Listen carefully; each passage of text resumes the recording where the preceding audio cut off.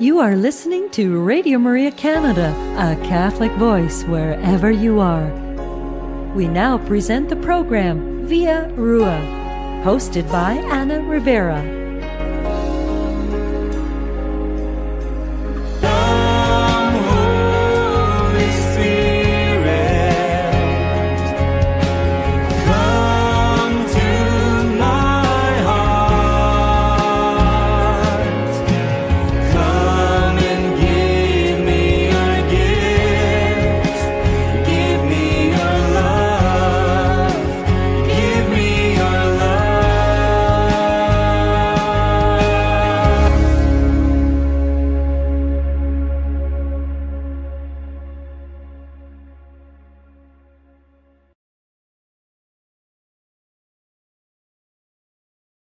Hi, everybody. Welcome to Via Rua once more. We have the pro-life show here with Radio Maria Canada. Today we have our guest, Gregory from Citizen.org. And as we remember, our program the theme is always because we learn about God's breath, being a tender circuit that is creating and upholding all life from conception to natural death. Welcome, Gregory. How are you today? I am good. Thank you for having me. And just tell us a bit about yourself, who you work for, Citizen.org, what they do, your position, and I guess an unusual question, or maybe a usual question that you get. How old are you? Because you look very young. Okay, yeah. Fair enough. So, my name is Gregory Tomchishan. I am the campaigns director for Canada at CitizenGO, and my job is to take care of the Canadian issues for CitizenGO, so do all the Canadian operations for them, which I'll get into more details a little bit later. I am actually 24 years old, and yeah, I've been enjoying working for CitizenGO for the last couple of years now, empowering people to stand up for the rights, so stand up for life, family, and freedom. And this is generally done through online petitions via our platform found at citizengo.org. And how did you hear about Citizen.org? Like, what was your first exposure to them? Okay, yeah, so CitizenGO, how I heard about them was my family got on the mailing list. So my mom signed one of their petitions, and then she encouraged me and my brothers and my dad to also sign the petition. So signed the petition. I can't remember which one it was, but it was a long while ago. So signed that petition, started getting in their flow there, received their emails, and just started being aware of the issues they're covering, about the issues happening both here in Canada and then also globally around the world, because we do stuff at the global level. And so, yeah, it's just one thing led to the other. And with CitizenGO, they were looking for someone to be campaigner for Canada. And I applied for the position, and well, here we are today. Would you say you're the only one from Canada that works for Citizen.org? I'm the only Canadian member of staff right now, but I have members across, we have staff around the world because we are a global organization. So I have counterparts in other countries. So in the United States, Mexico, South America, so Latin America, in Europe, in the UK, Austria, Hungary, Germany, I've got Italy? a counterpart in Australia. Yeah, Italy as well. We're all over the place. So when you go to our website too, you can see the fact that we have multiple campaigns in multiple different languages. And then we've got a drop down too, where you can check out all the different campaigns, local campaigns we're running around the world. And then each campaign is run according to the country that representative is working for, you would say. Beautiful. So you're basically the only one from Canada. As of now, yeah, that's correct. Wow. Okay. We got a lot of different people working in different places, and yeah, we're growing.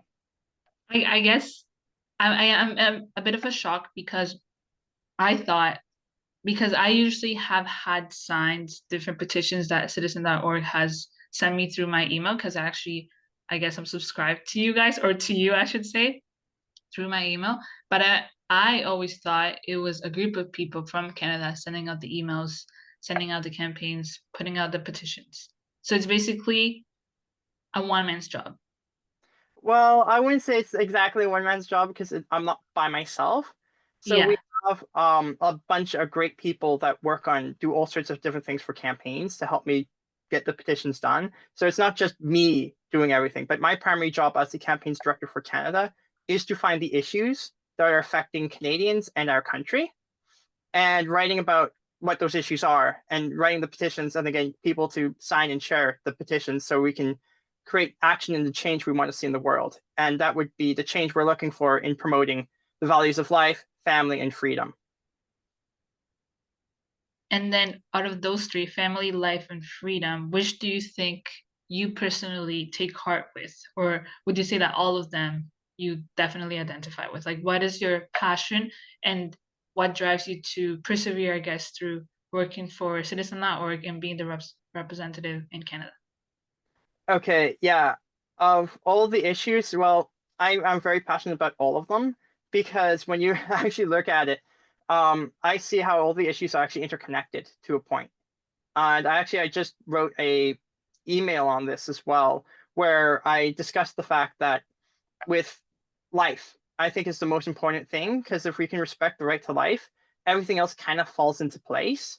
Because if you respect like human life at the moment of conception until natural death, well, then it's a very easy jumping point then to, well, if you respect people for who they are and for just living and breathing, then it's not the hardest step to then start respect people for their families, their communities, their neighborhoods, where they live. And then out of that, you can also expand that out to, okay, now we're talking about rights and freedoms. And so if you can respect life from the moment of conception until natural death, it's a very easy step to then respect other people's, like value other people's lives, like their families, their communities, our own countries that we live in.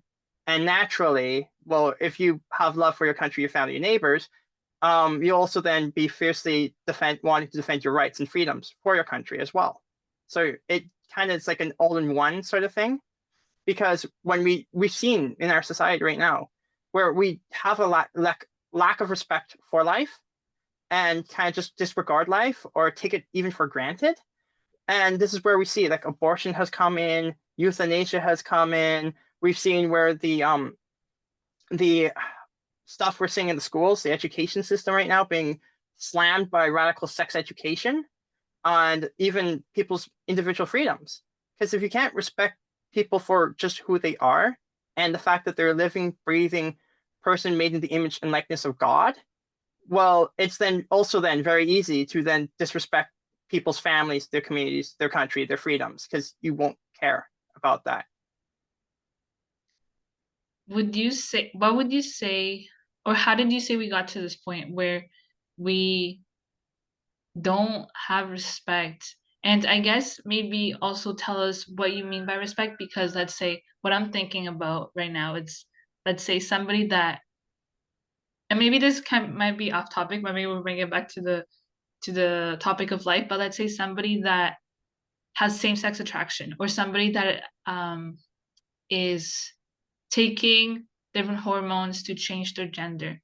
How would you say that, let's say, since as Catholics, right, this is a Catholic radio show, how can we say that we're respecting them versus like not respecting them? And then how would you say that society should point to the people that don't agree with, yeah, being able to transition or being able to, yeah, have a marriage to somebody of the same sex? Okay. Yeah, that's a lot to unpack, and I could talk about that for a while too. I think the simple way we can get to the point is the fact that, well, as Catholics, we're called to love the sinner, hate the sin.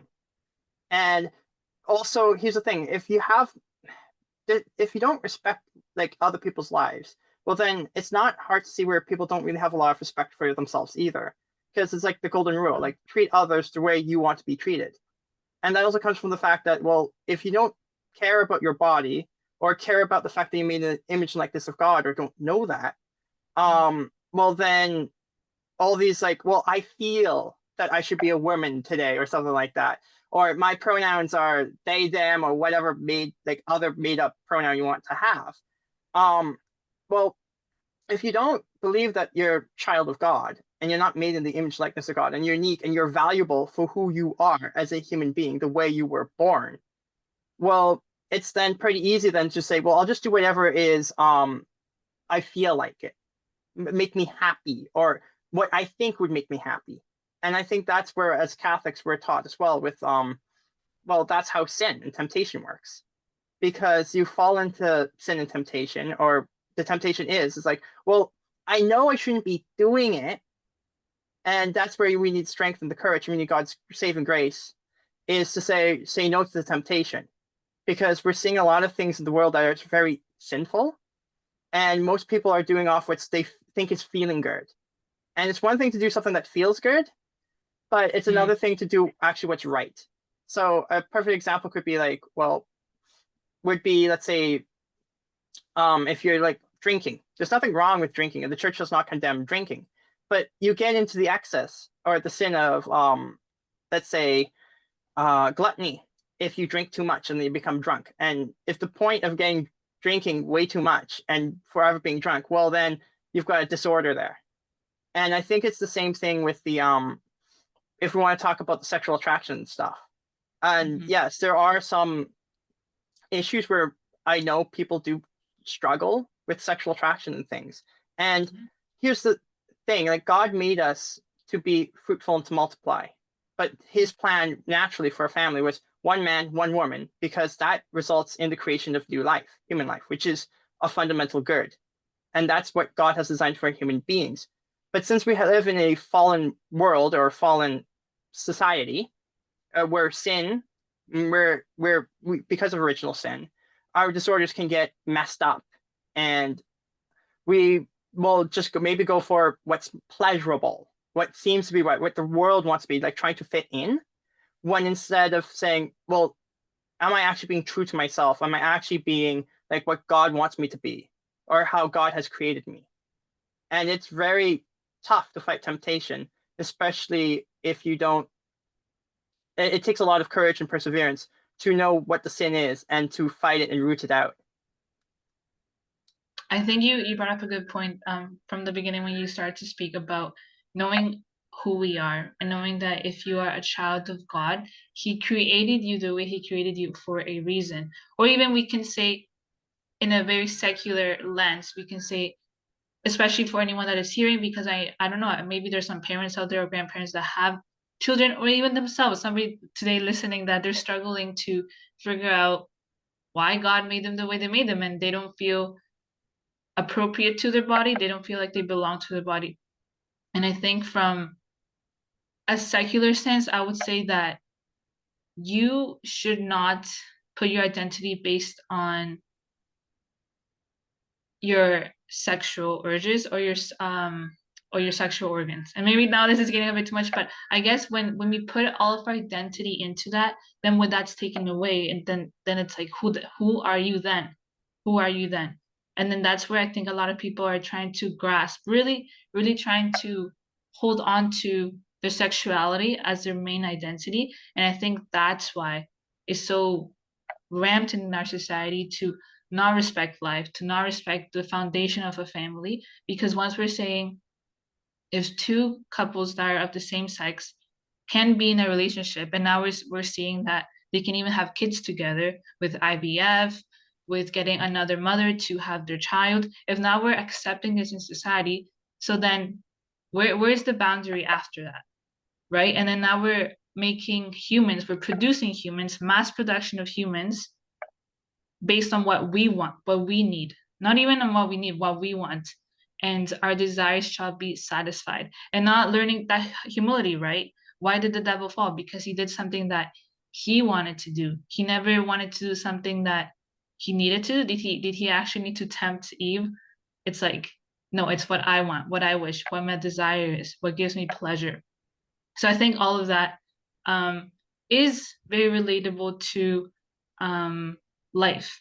And I guess from your experience, what would you say has been, the most difficult campaign you've been able to hold lately about life, or maybe the most successful one, or maybe both? I guess I just want to hear your perspective on that. Okay, yeah, I think one of the, at least on the life issue, think one of the toughest campaigns lately right now I've been fighting with is against the euthanasia, because we're seeing that slippery slope come through and how that keeps getting expanded. So I have worked with local allies and other like-minded people to fight back against the expansion. And the good news is the expansion has been delayed. We will wait and see what happens after the election. Depending on which government we wind up with or who gets to form power, what happens with that expansion, if it will be definitely like killed off, like off the table completely, removed. I also know recently too, the UN of all people have said Canada has crossed the line by allowing what's known as Track 2 euthanasia, which is what the delayed expansion would have done to expanding euthanasia to people who have, let's say, a mental disability or depression, or even like just a physical challenge, physically challenged, but they're not like, let's say, the way euthanasia law is written is a foreseeable death. So it would have actually, the expansion would have opened up the door to much more, to pretty much allow people who are dealing with a lot of struggles, like both mentally and, well, it was even for drug addictions as well, to just off these people instead of actually giving them the help they need and reaffirming their lives by saying, hey, life is tough. We know you're going through a very difficult time mentally, or with like drug addiction. That's like crazy. I know people, it's a big struggle now too with like the opioid crisis we are having. But it's again seeing the dignity of the human being and knowing, okay, these people are struggling, but the answer to their solutions is not to just, oh, well, we don't want to give them the proper care or the proper help they actually need to live fulfilling lives. It's just easier now. The government has gone to the point where it's saying, well, it's just easier to kill these people off because it's an economic way cheaper than having to pay for psychiatrists or even find ways to help these people that would actually affirm their lives, which is just sinister and evil. Is That it's there been, anywhere that, sorry to interrupt, is there yeah. anywhere that you've seen, I want to say in the medical field, or because it's very political, we know it's very political. Yeah. Is there anywhere you've seen in a video or something recorded in print that basically explains that one of the reasons why we are allowing for euthanasia, basically killing of the people in hospitals or anywhere else that, you know, they are ill, that we are doing it because we want to save money? Is that like a proven? I think I have seen a couple reports. I don't have anything off the top of my head, but I have seen some headlines and articles with the government toying with that, or even with the pro euthanasia lobby pointing to that as like a cost saving measure because of like hallway medicine that we're suffering through right now. And it's, yeah, those ideas are out there. I would have to dig and look for specifics for specific articles, but I have come across articles like that. And even when you look at what the other side is advocating for, they'll use that as a selling point, because the evil of euthanasia is selling people on the lie that, oh, you're no longer important anymore. You're a burden on society. You've lived, like, especially when you talk about how they're pushing on the elderly. Oh, well, you're retired. You're no longer working. And when you get older, like the elderly need a lot of medical care. And the government, like people have made this really eugenic, like utilitarian argument, thinking, well, you've had a good life. You're no longer being productive to society, and basing off the person's value based, oh, well, can you add anything to the GDP, to the economy, to like the job and all that? And if you aren't building that value, well, then in some people's minds, well, then your life is no longer worth living. And it's really sickening how that's pretty much how euthanasia is being sold to people. And it's just like, instead of affirming their lives and seeing the person as a human being, as someone who is living and breathing right in front of you, and someone who should be valued and cherished just for being human, just for being like alive. It's very sinister, the fact that we have a very big culture of death that celebrates death or takes death so lightheartedly. And more of the fact is not like the serious nature that is like, yeah, we're playing with people's lives here. And I think that actually ties back to our early conversation with the why the LGBT community or like the same-sex marriages and all this stuff and the IVF that yeah, guys can get pregnant now apparently through IVF, which is just absolute insanity. It's gotten to the point where we're living in a godless society. And if you don't have fear, like if you don't believe in God, and it's the same thing with the devil too, like the reason why he fell was he didn't want to obey God because he wanted to be God. And I think that's the problem we're having right now is everyone wants to be God. And with all the choosing, and that's the same thing with euthanasia. Oh, I want to choose when I die or how I die. Instead of saying, well, no, God, or the belief as Catholics that we have is God will call you home when God calls you home. And biologically speaking, right, what has happened in the last, somebody can fact check me on this, but what has happened in the last 3,000 years that we've lived, or 4,000 years that Earth has been in existence, when your body shuts down and shuts down? There's mercy in that. Even the way, I want to say, nature was created itself has mercy. And then you just pass away. And even I question myself, how is it that now we need to end it when, like, how does it that somebody dies then?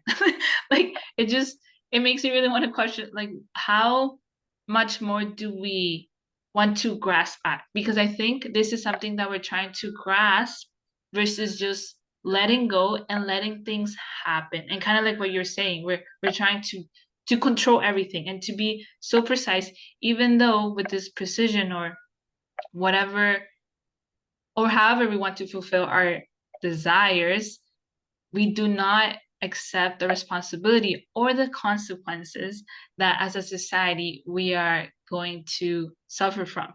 And I think I say this, I think it was CBC, it was a young woman, she had, I want to say it was cerebral palsy or something, and the doctors had recommended to the daughter and the mom that she should end her life. And this was a time when she was very sick, but then eventually she actually got better, but she had already signed the papers of assisted suicide. So then that was, and I don't know why they couldn't go back. I don't know, something like that. I guess, again, somebody can fact check me, but to know that there was hope in somebody's life and to take that away because we want to say that we are in control and because we know better, even though scientifically speaking, if we really do know better, we will be trying to uphold this person's dignity in fighting for their life. Even if it's like 5 minutes, even if it's one more year, whatever it is, they still have value. And I wouldn't want to add, like what you were saying, we are a human that's live and breathing. Even if a baby is inside a mother's womb and you can't see them and they're not breathing outside, they're in a different environment, I would even say because of who they are, not because of, I want to say because of what they are, right? They are, like you said, they're human being. They're humans. It's not an elephant embryo. It's not a cat embryo. It's a human embryo because of what they are. And because of what an elderly person is, or because somebody that has a disability, because of what they are, human, they deserve the dignity and respect that you and I both also deserve. Equality and equity, like most preach in a very, I want to say, liberal world. We want to uphold people in equity and equality, even people that, because we could even like meet common ground and say, somebody that is taking hormones and transitioning, I still hold them as human. I'm not gonna say they're not human, even though I disagree with their decision. And my prayer and my hope is that eventually they don't regret that decision, because on social media there's lots of people that regret when they transition to another gender because they have the same depression, they have the same suicidal thoughts, and even their condition worsens. So that's a whole other topic. But I guess what I want to conclude to this is that, kind of like going back to our culture, like where's the driving force for our culture? And then, okay, so then you're saying that euthanasia has been really bad or like really hard to take that petition out. Do you know why? Okay, well, you kind of told us why, but is there any way that the people that are listening, the listeners, can help out with this petition? Okay, Yeah. Well, the petitions, we have them all up at citizengo.org. And then you can search through all the different petitions we have on life, family, and freedom. On our website too, there's also like a little category box off to the side where you can select to see if you want to see all the petitions related to life, family, freedom, or any of the other issues that we work on. So you can check them out that way. And yeah, it's very much like there's a lot of these different issues that pop up from time to time. Again, so that euthanasia one that I mentioned, that one was one I ran actually quite a while ago because the expansion was, I think it was January of last year. They were trying to get the expansion through and it got delayed, mainly because the provinces said we don't have the medical faculties, capabilities, and at the provincial level to provide more euthanasia. So it's kind of it's good that the expansion was delayed, but the reason why it was delayed too is also really kind of, I have to admit, kind of crazy in the fact that it was provinces saying, not saying no, we don't want to expand euthanasia. It was more like, no, we don't want to expand euthanasia because we don't have the facilities or the ability to give out more euthanasia, which is just really To kill more people, easy. sorry. Yeah, It's just all happening. It's it's a like, euphemism. It's just sorry, I'm interrupting, but it's just that euphemism that we call it euthanasia, but we have to call it for what it is. And I think it's very incompassionate. It's not showing compassion to say, oh, we're gonna help you die with dignity, when what you're actually doing is you're helping kill me. Like you're helping in ending my life in a way that it wasn't supposed to end. Anyways, you can go. yeah, well, it's pretty much like at this point in time, euthanasia, well, it's um they would refer to as doctor assisted suicide. And so if we remove the extra language and words, well, then you would get suicide. Mm-hmm. And it's like, well, wait, but that's still the someone killing themselves off. And the real sinister thing about it is, well, if it's doctor assisted, well, wait a minute, you're just now getting a doctor to murder you. So at the end of the day, it comes back to being murder. So it's, yeah, it's a really crazy. There's a ton of different cases out there too. One of the more recent petitions I've been actually helping out with the Euthanasia Prevention Coalition was calling for an investigation into Dr. Ellen, I think, Weeb. And she has a practice in Vancouver, British Columbia, where, yeah, we're calling for an investigation into that because she was not sticking to the euthanasia laws and the support, like the guidelines that or guardrails that are up. That, well, she was going beyond those than what the law allows. So she was actually allowing for euthanasia. People who were told by other doctors even saying, no, I'm not giving you euthanasia because you don't fit the legal definition for it.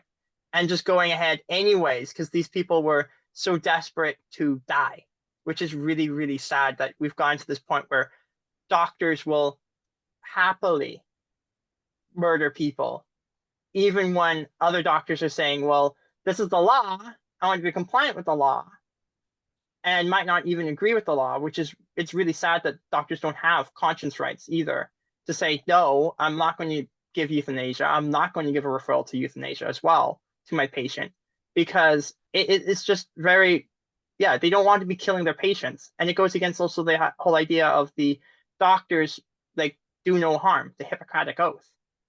And a lot of doctors just want to help people and make them feel better and healthy, not kill off their patients. When you get a group of people to sign a petition, what does a petition do? What change is seen because of the petition? Okay. I think it depends on the issue and depends on who the petition is going for. But what happens is when people sign the petition, the signatures get collected. And then once there is enough signatures that are collected, I will take those signatures and deliver them in person to the decision maker or the person that the petition is directed to. So perfect example would be one of the actually successful petitions we've had was we were fighting at the Dufferin Peel Catholic District School Board, and there was a resolution to amend the flag bylaw that they passed to raise the pride flag outside the Catholic schools. And so we ran a petitions on that issue. And I was a delegate to the board twice, actually, to present the petitions and the signatures. And it actually did help in showing the trustees that, hey, a lot of people and the majority of people don't agree with what these activists are showing up to the board or people are claiming to say. And they don't want to see a political flag or politically charged flag outside their kids' schools.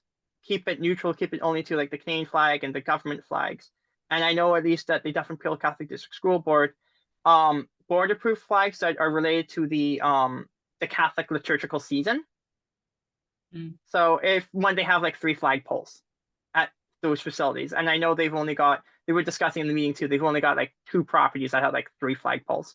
So yeah, but thanks to the petition, it showed the fact that we collected, I think the first petition was 16,000 signatures, plus signatures that were collected, that really defended the bylaw and just to keep the flagpoles completely politically neutral, which was amazing. But then the LGBT activists tried again this year to change the bylaws and force the trustees and the board to change the bylaws. And so we gathered another petition to defend the board's original decision not to fly the pride flag. And I got another 7,000 signatures with that petition and presented that at the board. And yeah, the board has stood firm to the word, and they have stood to their current bylaw not to raise the pride flag on the school like flagpoles. And then how do they approve them? Do you need somebody's email and name? That's it? Like, what's the information that's needed for them to verify and say, yes, we accept this petition as something that we can trust? Usually I will show up and just hand them the petition. And then sometimes if I can't have them in person, I will mail them the petition in some cases as well. So I have at times got the petition, printed it out, boxed it up, and shipped it to the decision maker. And then I'll just wait and see if I get a response or if something bubbles up the news and see if there's some mention of it. And then do you have the number of people? Like, is there a number, or it's literally like every person that signed it? Every signature goes to the decision maker. Wow. So every time you hit sign, beautiful. And on the you can see on our website, each petition, there's a counter, and you can see how many people have signed. And we actually added a new feature too, where if it's a global petition, so for example, if we're running a petition to the UN, the United Nations, or the World Health Organization, and we're running this petition globally, you will see actually when you sign the petition, it will say, oh, so and so signed the petition, and there'll be like a little country flag beside the name. So you can actually see in real time people from all these different, like around the world, signing the petition, which is really cool. And then when you're out and about, having a normal day, going to church, or let's say, I don't even know, what's the social atmosphere that you spend your free time going to? I'm sorry, could you clarify? Like I know it's a very random question. What's a normal day in your life that you like to relax? Where would you go except church, like something outside the church? Normal. When I have time, I don't mind like in just like my personal time. I wouldn't mind like from time to time, like I go out on walks with my family and stuff, and like hiking, just that sort of thing. Get out a bit. Yeah, and I guess yeah. The reason why I asked is, okay, so let's say you meet a random stranger, or maybe at the store or whatever, and they ask where you work. Do you reveal everything, or like what do you say that's politically correct, or do you not say that? Do you actually extend yourself and tell them, it's for family, for life? Yeah, well, it would actually, I would say it depends on the person and stuff. Like if I'm like in a place where there's a lot of people who I think would be interested in CitizenGO in the work, I will like promote and let people know what I do for work in CitizenGO and all that, and let people know, hey, yeah, I'm trying to change the culture, change the society. But yeah, I would say it depends. And things, but I find most people I've talked to, even just complete strangers I've met on the street as well, are actually have not heard about CitizenGO, but they're once I tell them what we do, they get very intrigued and fascinated. Because I think right now we're seeing in our political society and just in even our culture is the politicians, the very people who are supposed to be serving us, expect we are supposed to serve them. And that's really backwards, because if you're seeking political office and you want to be elected to political office, well, the whole job is to represent your local community. And the reason why people elect you is they believe you would be a voice for their community, your neighborhood. And if you were to be a good politician, take your job seriously, correctly, right, as a representative of the people, well, then you're answering the call to serve your people in political office. And right now we're seeing a lot of politicians who are more interested in, let's say, giving extra salaries or raises to themselves right now, while everyone else is looking at, like right now, the cost of living and going, wait, do you work for me or don't you work for me? Like this is where I think a lot of the people get interested in CitizenGO and the mission we do, because at the very core is we're trying to empower everyday people to hold our political leaders accountable for their actions. Because right now we have a political class that believes they can do anything they want without having to deal with actually any consequences or have to answer to the very people who have elected them or the people they're supposed to represent. I think I have two questions that just came out from what you said. So number one, what would you say to somebody that doesn't want to vote, in the sense that they just think, or I would say think, not know, because you can never really know, only God knows, but think that their vote is going to make no difference? Would you advise them to still vote, or like what, instead of having an empty ballot, like what would you say? Well, I advise them still to vote, because vote for the best candidate that matches your values.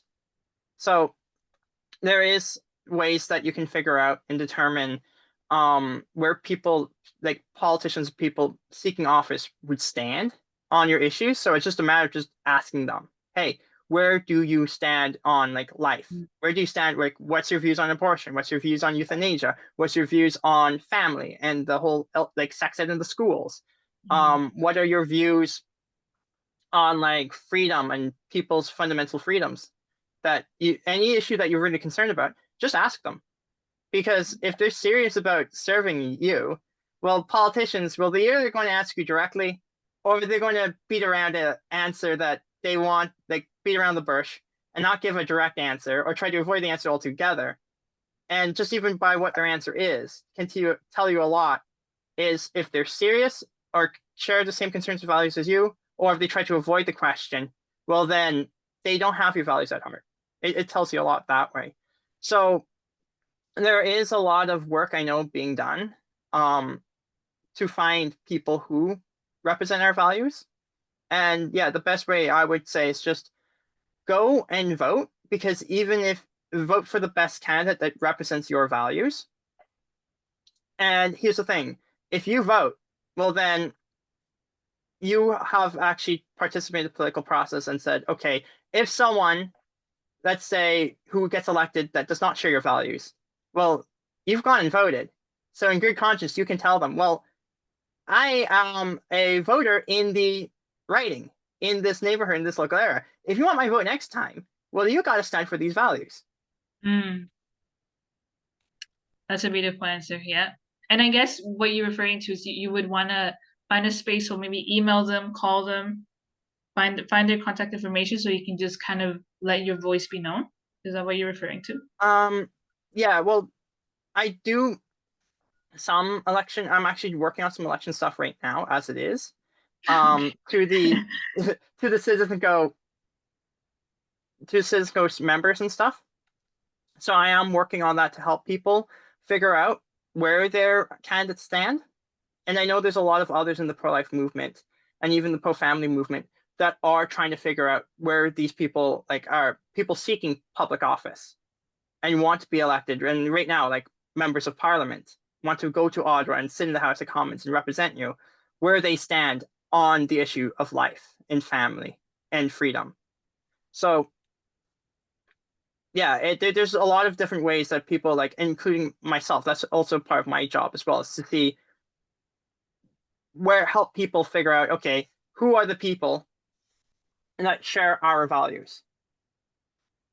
Yeah. I guess I'm also thinking of right now, Camping Life Coalition, and also just ARPA, and also just being able to go out and volunteer for them. I know I got contacted by Scott Hayward from Right Now to be able to volunteer some hours and do some door knocking, because if those 300 or 200 people vote, that makes the grand difference of who's going to get elected, which is beautiful and amazing, because sometimes I do think we can fall into this doom and gloom and say, well, you know, at the end of the day, Jesus has it. Jesus is going to reign over our world and he's going to resurrect and everything's going to be fine. But, you know, I think we should think about, as good faithful Catholics, we should think about, but what did I do when I had the chance, and not throwing the towel? Because I do think, and I guess I say this because I have met Catholics that literally go out of their way not to vote because they say that nothing's going to change, and at the end of the day, God has the power, which I think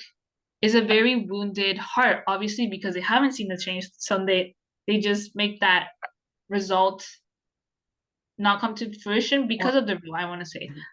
So I do think that sometimes we shouldn't lose hope, and I think we should, as good Catholics, always, you know, do our due diligence. But at the same time, it doesn't mean that it's not going to change, because what if it does change, right? I don't want to, I guess, fall into that doom and gloom, because it's really easy to, and like we were talking about at the beginning, temptation. It's very tempting to think that and to follow through with that mindset. Yeah. Would you? Oh, go ahead. You want to? Yeah. On that point, is that well, hope is a virtue, and like any virtue, it needs practice. It's you're not going to get it out the bat.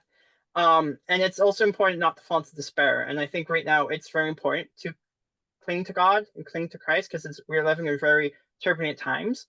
But that's also what I also love about my job, and also the work we do here at CitizenGO, is we not just merely report on what's happening in the world right now and in our countries, but the thing I love too is, here's the story, here's the facts, here's what's going on. And now, unlike other news outlets that just report what's happening and write doom and gloom, well, the cool thing is we got the petitions. So here's a simple little thing you can do. Here's what's happening. Here's how simple action we can take to change and see the changes we want to see. And actually, we do have a motto here at CitizenGO, is you'd be surprised by how much a small group of determined citizens can do to change the world. It does not take a lot of people to massively change the world. And even if you think about how the church started, okay, Jesus Christ, there was him and 12 apostles, 13 people, and one of them was God, which helped a lot. But hey, Christ, a little bit. Yeah, but then Christ ascended and sent the Holy Spirit to the apostles, right? And then the church was 12 men. And look at the huge effect they've had for the past 2,000 plus years upon the whole world. And we've always been through turbulent times before and crazy times, but we've also been through really great and peaceful times as well. And that's the thing, though. It only takes a small group of people to just say, hey, draw the line in the sand, stand up for the values, and just say enough is enough. This is what we believe. This is what's true, good, and beautiful. And stand your ground for that. And we can see amazing things happen. Beautiful. And I guess to end off really close on a good note, what did you think about the overturning of Roe versus Wade? Because I think I bring this up because it is it's a life issue, right? Abortion was overturned, but also it's kind of like that light that a lot of people thought it wasn't going to happen, but it happened. Yeah, I'm really happy to see that. I'm happy for the Americans that their abortion law got overturned. That was Roe v. Wade. And it honestly gave them a lot of good portion, especially with pushing back abortion in the United States with all the heartbeat laws that have passed at the state level. And I think it's actually inspired a lot of people up here in the pro-life movement to try to get the topic going and the discussion here in Canada, because unlike the Americans, we have no abortion law here in Canada. There was like something on the books, but the Supreme Court with the Morgentaler decision struck that down, and back in the 1960s, if I've got my history correct. And yeah, ever since then, we've been in a legal bubble. There's been no law in favor for abortion, but there's no law that is against abortion either on the books. And that's why we're seeing in Canada, at least, abortion on demand right now. And also see some hesitance from politicians and people not wanting to talk about the issue because they see it as a hot topic. When in fact, well, we've had a lot of discussions and debates, and we know what abortion is. We know it takes the life of a human unborn baby, but we also see it has a huge negative effect on families and especially women. And so with Roe v. Wade being overturned in like what seems to be impossible, well, with God, anything is possible.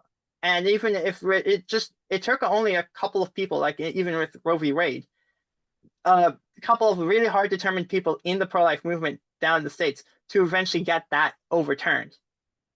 If the majority of if you look at the majority of the population in the United States, well, we could see something very similar happen here in Canada, but it's going to take a lot of work, a lot of prayers, and a lot of trust in God, and just to keep fighting, like we have the March for Life coming up in May, and I'm looking forward to it because it's always amazing seeing so many people stand up for life and gather in one place, and yeah, stand up and say, this is what we believe in.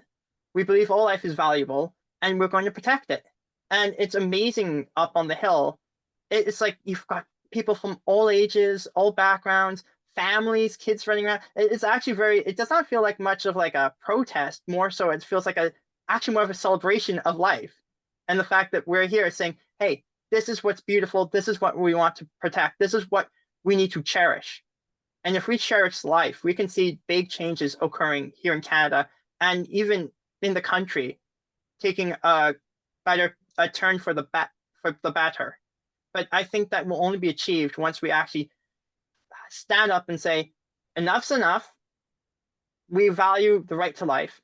And at the first and foremost, we respect people based on the fact that they're just human beings. We're the same beings at the very basic level, that we're all human beings made in the image and likeness of God. And to know, right, to everybody that's listening, that we have science on our side. No matter what people say, no matter what happens, no matter how much we think we can be like God and change our biology, change that. Yeah, when a preborn baby is inside a mother's womb, it's a human. When somebody thinks they are male, right, they're still gonna be, what their genitals tell them they are. So we have to remember that, and I think it's really easy to go with whatever the news are saying, whatever somebody that's a PhD student is saying. I think it's really easy to just fall to that and then just stay quiet. And I think the things that are happening are because we've stayed too quiet. And I would say that as a Christian, we cannot stay quiet, and we have CitizenGO, right? Like we have a possibility to do what we are supposed to do. There's an opportunity to make a change. I'm gonna sign this. I'm gonna call this MP. I'm gonna go to the March for Life because it's happening next month. Less than, I want to say, 32 days away. May 8th. May 8th, 35 days. What is it? Today we're recording this April 3rd, 4th. April 4th. About a month away. It's literally a month away in like 4 days. So please go to we kind of already promoted it, but yeah, Camping Lab Coalition, they have all of the different buses, different cities that take a bunch of people up to the Hill. There's different youth engagement from pro-life groups that are going to take some young adults or some youth that want to go. So this is an opportunity to also, just for us to know that we are not alone, that, life is still on the line, life is still persevering, there's miracles that are happening. And when we go there, we can also meet other people that have had hard circumstances. For example, somebody that survived because they had Down syndrome, and the doctor was telling them that they should terminate the pregnancy, right? A euphemism, terminate the pregnancy, instead of saying, yeah, kill your baby. So calling it for what it is. So I guess to end off, I wanted to ask that what can one do? But I think we kind of already touched on it. Is there any last inspirational words that you would like to say to anybody that is listening? Yeah, I would just say we just need to be bold. We need to stand up for what we believe in. And when we do so, we're going to see actually to start seeing the change in the world we want to see. And it's going to take a lot of effort, but we're seeing it already, especially with all the incredible things like myself, my colleagues, we have achieved. There is, yeah, it's true. It only takes a small, dedicated group of us to stand up for what's right. And the impact, and we give that to God, and God can work amazing miracles in ways that we could never imagine. So as long as we stick to God and stick to our values and stand up and say, this is what we believe in and what we believe is right. Yeah, we're going to definitely start seeing the change we want to see in the world. Amen. Thank you, Gregory. It was so nice getting to know you. Thank you for coming on the Via Rua program. I hope everybody comes back next week or next month, whenever we upload another episode. Thank you, everybody, and God bless you.